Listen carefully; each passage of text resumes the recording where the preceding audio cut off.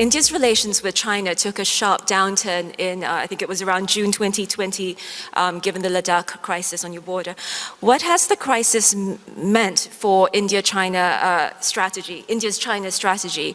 And has it meant a decisive and enduring shift towards the West?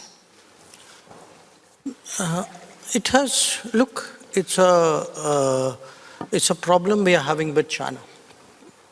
And the problem is this, that for 45 years, there was peace, there was stable border management, there were no military casualties on the border from 1975. That changed because we had agreements with China not to bring military forces to the, no, I mean we call it border, but it's line of actual control. And the Chinese violated those agreements. Now, the state of the border will determine the state of the relationship. That's natural.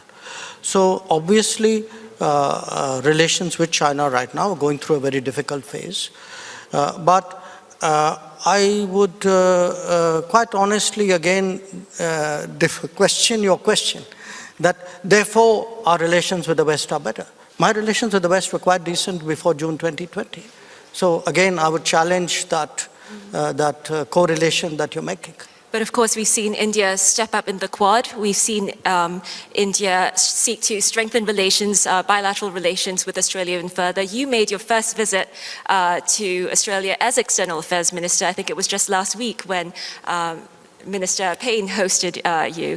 So I think we have seen, in fact, a strengthening of India's relations, perhaps with some countries in the Quad at the very least, even if it might not mean enduring strengthening of ties with the West. Well, you know, this